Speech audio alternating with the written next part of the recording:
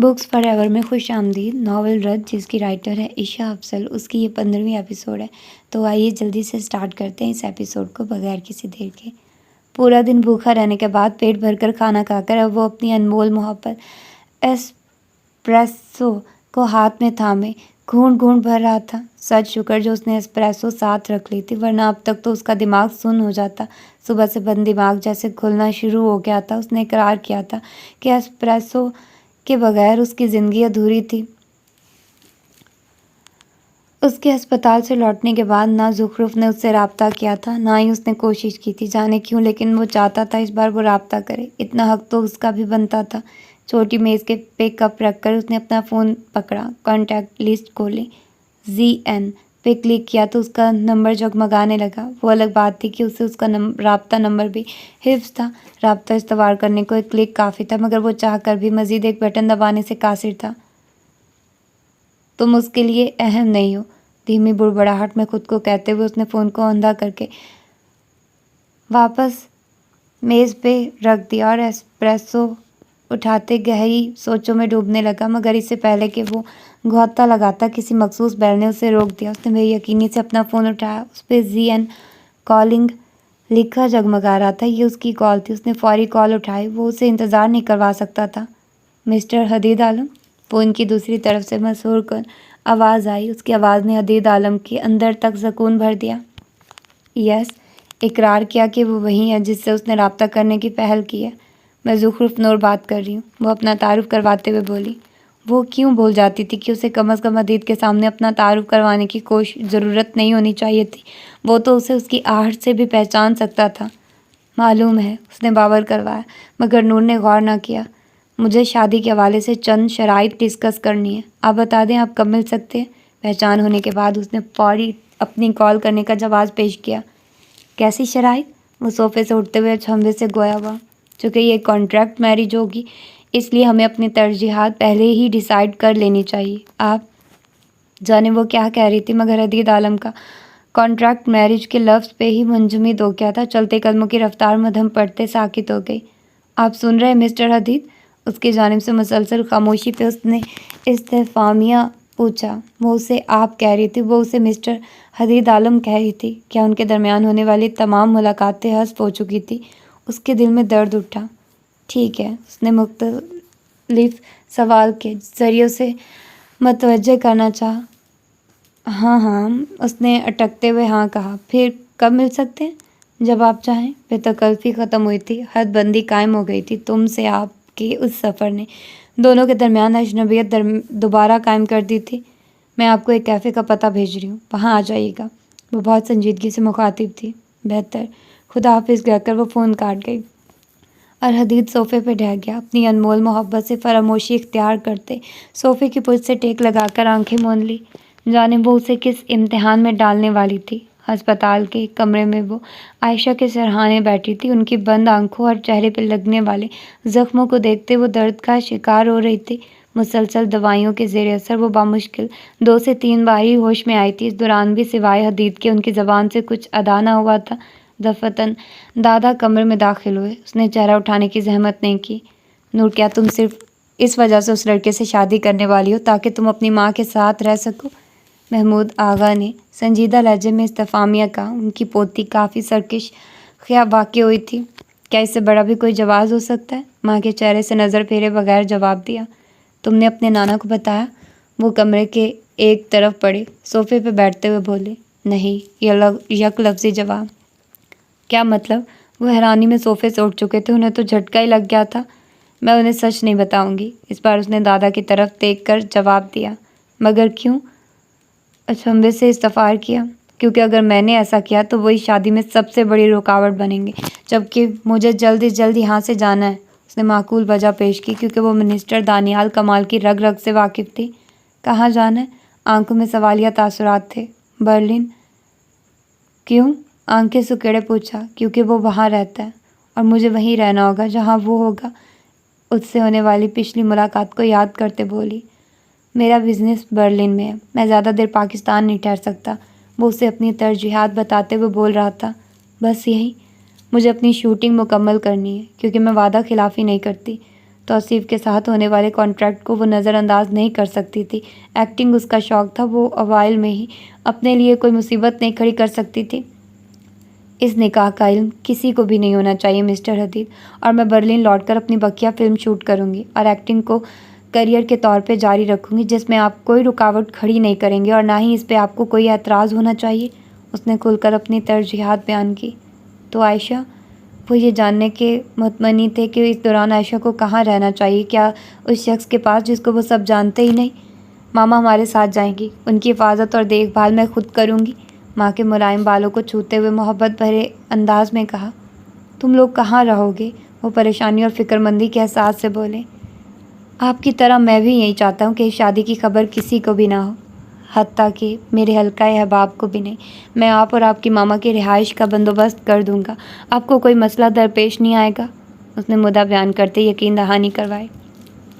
اللہ تمہارے حق میں بہتر کرے بچہ۔ وہ اس کے قریب آیا اور اس کے سر پہ پیار دیا۔ دعا کریں دادا کہ زخرف نور کو اس کی ماں واپس مل جائے۔ اپنے سر پہ دھرے ان کے جھری زدہ ہاتھ پہ اپنا ہاتھ رکھتے دعا کی درخواست کی۔ انشاءاللہ ایسا ہی ہوگا، وہ پر امید بولے۔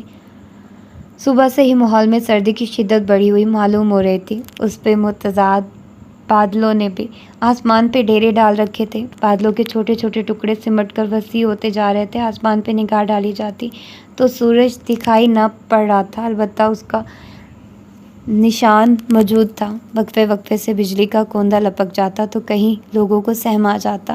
بارش کے ہونے کے امکانات واضح تھے، مگر ابھی تک بارش شروع نہ ہوئی تھی۔ ان کی گاڑی دانیال کمال کے آشیانے کی طرف بڑھ رہی تھی۔ ڈرائیونگ سیٹ پہ حدید بیٹھا تھا، جبکہ اس کے ساتھ پیسنجر سیٹ پہ زخرف نور تھی، سرخ ٹاپ کے ساتھ سفید جینز اور سفید جیکٹ پہنے۔ وہ اپسرا بار بار حدید کی توجہ بھٹکا رہی تھی، جس سے وہ یکسر لاعلم تھی۔ وہ بامشکل ڈرائیونگ کی طرف دھیان مبذول کر رہا تھا، ورنہ اس کے ساتھ بیٹھی لڑکی کی کشش ضرور اس سے کوئی حادثہ سرزد کروا دیتی۔ حتی الامکان وہ نگاہیں سامنے سڑک پہ ہی جمائے ہوئے تھا۔ پر اعتماد زخرف کہیں امکانات کو سوچ رہی تھی، اور اچانک اس کا چہرہ بخلاہٹ کا شکار ہوا۔ اس نے حدید کی طرف دیکھا تو نظروں کے ارتعاش سے اس نے بھی زخرف کی طرف دیکھا۔ وہ اس کے چہرے کے تاثرات دیکھ کر ہی بتا سکتا تھا کہ وہ کچھ کہنے کو لب کھولنا چاہ رہی تھی، مگر پھر بند کر لیتی۔ چند سیکنڈز یہی سلسلہ رہا تو حدید نے اس کی مشکل آسان کی۔ جو کہنا چاہتی ہو کہہ سکتی ہو، اس کے گلابی آرزوں سے نظریں چراتے کہا، جانے وہ اسے اتنی حسین کیوں لگتی تھی کہ وہ اس کو زیادہ دیر دیکھ بھی نہیں پاتا تھا۔ اگر نانا نے تھپڑ مار دیا تو برداشت کر لو گے؟ اس نے لب کاٹتے بمشکل پوچھا۔ غالباً یہ انتہائی غیر اخلاقی سوال تھا، مگر نتائج کی کس کو خبر تھی؟ آپ کے ہاں داماد کو تھپڑ بھی مارے جاتے ہیں؟ اس کی امید کے برخلاف حدید نے پرسکون سا جواب دیا۔ داماد کے لفظ پہ زخرف پل بھر میں سرخ ہوئی، اور حدید نے دل میں اقرار کیا کہ اس کے چہرے پہ آنے والی سرخی اس کے لباس کی سرخی سے کہیں درجہ زیادہ سرخ اور خوبصورتی لیے ہوئے تھی۔ ایسی بات کرو گے تو یقیناً تھپڑ کے مستحق ہو جاؤ گے۔ اپنی جذباتی کیفیت کو چھپاتے اس کو جھڑک کر بولی، ورنہ لفظ داماد پہ اس کے اندر تک ہلچل ہوئی تھی۔ کیا معلوم تمہارے نانا میرے گرویدہ ہو جائیں؟ اس نے آنکھ کا کونا دباتے ہوئے بے تکلفی سے کہا، جس پہ نور نے جھرجھری لیتے رخ موڑا۔ یہ شخص تو واقعی کسی کو بھی اپنا گرویدہ بنا سکتا تھا۔ وہ نگاہیں اپنی سائڈ کے شیشے کے باہر دکھتے منظر کی طرف پھیر گئی۔ پاس بیٹھا شخص بہت بے تکلف ہو رہا تھا۔ بدتمیز! تو ان کے درمیان بے تکلفی دوبارہ قائم ہو رہی تھی، اور وہ جلدی سے جلدی اس تکلف کو ختم کرنے کا خواہش مند تھا۔ چند پل گاڑی میں خاموشی چھا گئی۔ آگے کون سا ٹرن لینا ہے؟ اس نے موڑ آنے پہ رخ موڑ کر بیٹھی زخرف سے پوچھا، تاکہ اس قاتل خاموشی کا قتل کیا جا سکے۔ رائٹ، اس نے راستے کو پرکھتے جواب دیا، تو وہ گاڑی کو دائیں جانب موڑ گیا۔ چند لمحات بعد ان کی گاڑی دانیال کمال کے آشیانے کے اندر داخل ہوئی تھی۔ وہ اپنے نانا کے گھر آ چکی تھی، مگر اس بار وہ تنہا نہیں تھی، اس کے ساتھ وہ بھی موجود تھا۔ اس نے گاڑی مرکزی دروازے کے باہر روکی، پھر وہ دونوں اپنی طرف کے دروازے کھولتے گاڑی سے باہر نکلے۔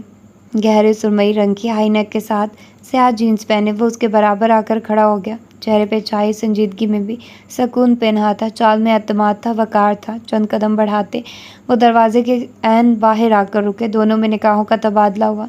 नूर ने दरवाजे पे दस्तक देने की बजाय सीधा दरवाज़ा खोला। दोनों ने बैक वक्त अंदर कदम रखे। ज़ुखरुफ ने अतीत के आगे अपना हाथ बढ़ाया। उसने लम्हे भर की ताख़ीर किए बगैर उसका हाथ थाम लिया। सामने से आते बुरहान की नज़र नूर पे पड़ी। वो आगे बढ़ने लगा, मगर फिर उसकी नज़र अतीत पे गई। हल्की बड़ी शेव से सजा वजी चेहरा पुरअतमाद था। उठी नाक उसकी शख्सियत को अच्छा खासा रोब अनायत कर रही थी। नूर की तरफ देखती हुई उसकी स्याह आंखें पुरकशिश थी। वो खूबसूरत होने के साथ साथ बेपनाह पुरकशिश भी था, और कशिश के बगैर खूबसूरती तो बेमोल होती है। उन दोनों को एक दूसरे का हाथ थामे देख बुरहान ने यहाँ से गुम हो जाने की आरजू की। खींचकर सांस लेते हुए उसने अपना सीना मसला। आंखें इस मंजर को बर्दाश्त करने की सकत न रखती थी। गले में गिल्टी उभर कर मासूम हुई।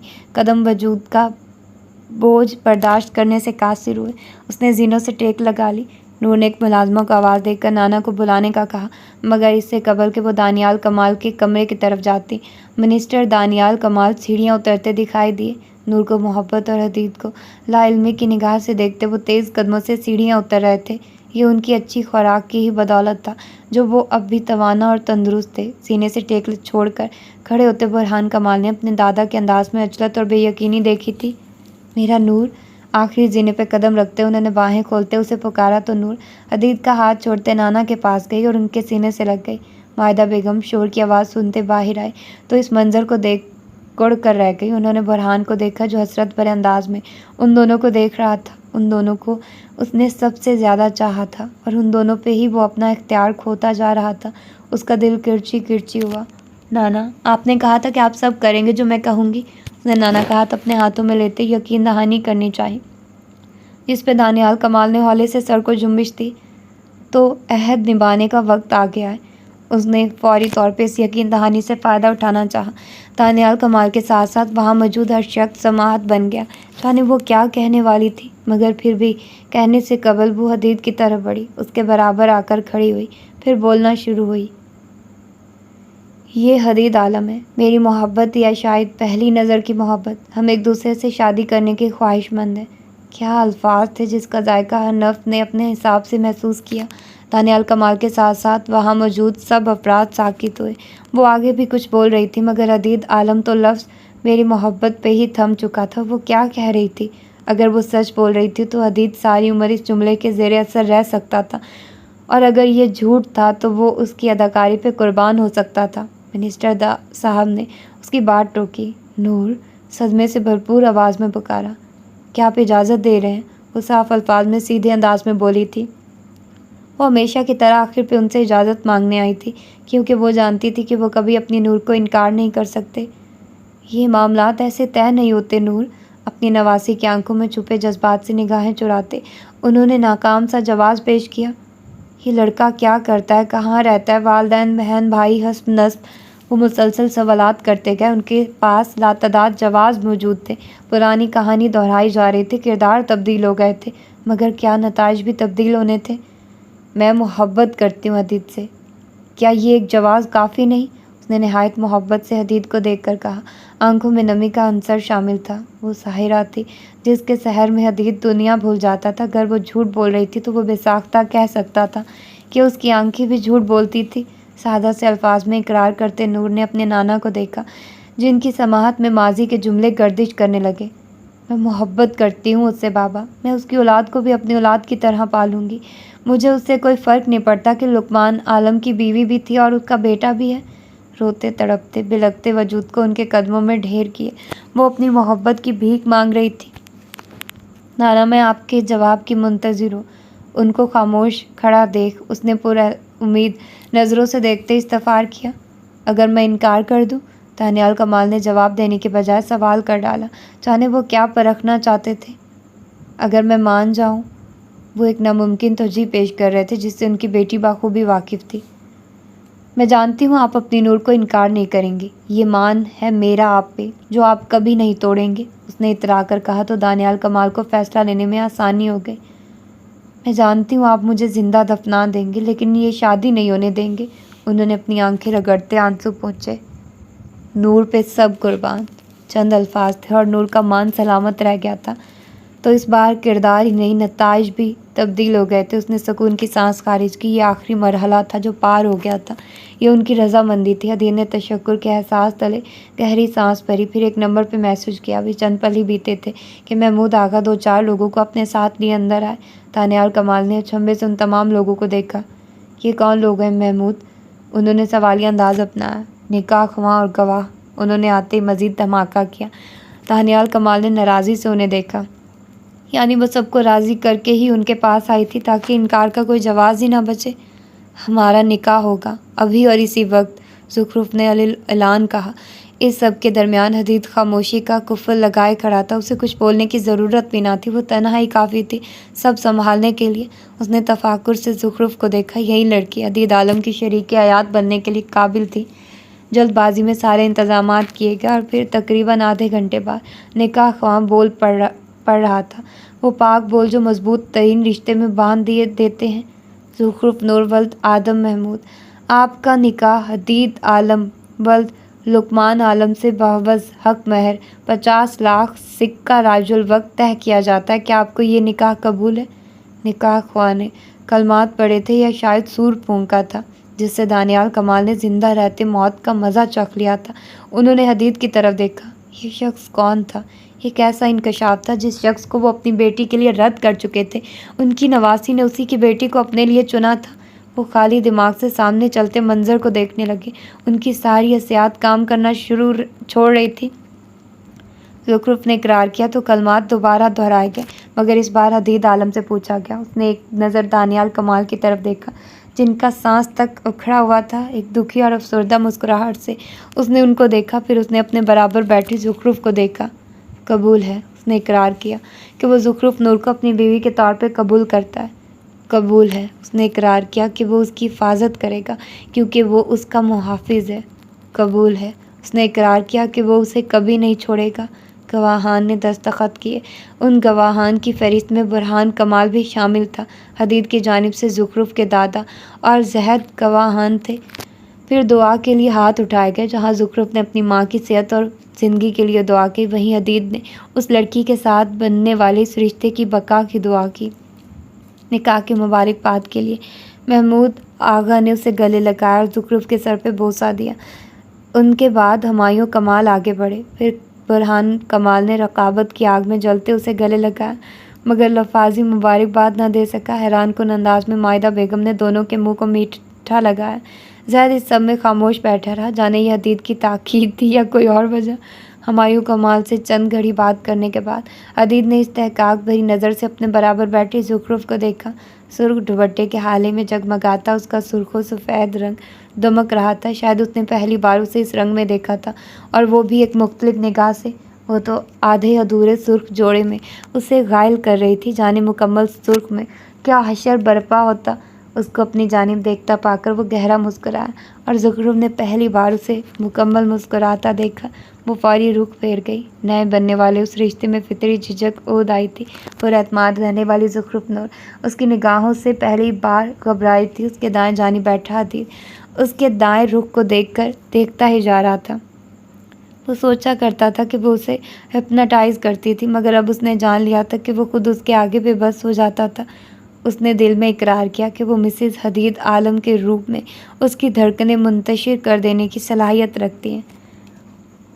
अच्छी लगी मुझे ये एपिसोड, जिस तरह से उसने उसके साथ शादी की है, कॉन्ट्रैक्ट मैरिज की है, जिस तरह से उसने अपने नाना को फंसाया है, और जिस तरह से ये सारी फिल्मी सिचुएशन हुई है। अच्छा लगा। यकीनन आप लोगों को भी पसंद आया होगा। और ये कॉन्ट्रैक्ट मैरिज ज़रूर है, लेकिन मुझे लग रहा है कि नहीं, खैर हदीद आलम तो उसको पसंद करता है, लेकिन नूर नहीं पसंद करती। और मैं पहले ही सोच रही थी, मैं कह रही थी ये लुकमान, जब मुझे समझ आया ना, जब उसकी माँ बोलती कि बाबा मेरी उसके साथ शादी कर दे, मैं उसकी औलाद को भी अपनी औलाद समझूंगी, तो मुझे समझ आई कि पता नहीं हदीद, अगर वो हदीद को जानती है औरत आयशा, तो फिर उसका अगर वो बेटा है, मतलब उसको वो जानती है लुकमान का बेटा, तो वो हदीद ही होगा। तो मुझे था कि अब मुझे हदीद के बाप का नाम जानना है कि हदीद के बाप का नाम क्या है। तो फ़ौरन ही वो निकाह की वो आगे शुरू हो जाता है। तो फिर निकाह में पता चल जाता है कि अच्छा हदीद लुकमान है वो। تو مطلب حدید عالم لقمان وہ اسی کا ہی بیٹا ہے، اور اس کے نانا کو بھی سمجھ لگ جاتی ہے، تو سب کو پتہ چل جاتا ہے۔ اور اس کے علاوہ کہ یہ ناول فیصل آباد بیسڈ ہے، مطلب میری ہی سٹی کا ہے، تو تھوڑی اچھی فیلنگز آ رہی ہیں کہ چلو کچھ قریب ہے۔ تو یقیناً آپ لوگوں کو یہ ایپیسوڈ پسند آئی ہوگی۔ اچھا، میں نے اس کو جلدی ختم کر دیا۔ یہ ایپیسوڈ 3 ایپیسوڈز بنی ہے اس ایپیسوڈ کی، یہ ایک ایپیسوڈ کو میں نے 3 پارٹس میں کنورٹ کیا۔ میرے لیے بہت مشکل ہو رہا ہے یار آج کل ریکارڈنگ کرنا، مجھے سمجھ نہیں آ رہی میں کیا کروں، کیونکہ میں اسٹیچنگ کر رہی ہوں۔ اور مزے کی بات بتاؤں، میں نے اسٹیچنگ بہت اچھی کی الحمدللہ، مطلب بہت کچھ صحیح نہیں تھا لیکن بہت کچھ بہت اچھا بھی تھا۔ مطلب بہت سارے لوگوں کو میں جو ان سے کھپتی تھی نا، جو وہ مجھے اچھے سے نہیں کر کے دیتے تھے، ان سے کافی حد تک بیٹر ہے میرا جو میں نے اسٹیچنگ کی ہے۔ تو ہوپ فلی کہ آگے بھی میں ایسی اچھی اسٹیچنگ کروں گی۔ تو آپ لوگ دعا کیجیے گا، اور ملتے ہیں پھر کسی اور اچھے سے ناول کے ساتھ۔ میں کوئی اور ناول بھی اپلوڈ کرتی ہوں اس چینل پر، ٹھیک ہے؟ تو آپ لوگ وہ بھی سنیں گا۔ تو اپنا ڈھیر سارا خیال رکھیے گا۔ اللہ حافظ۔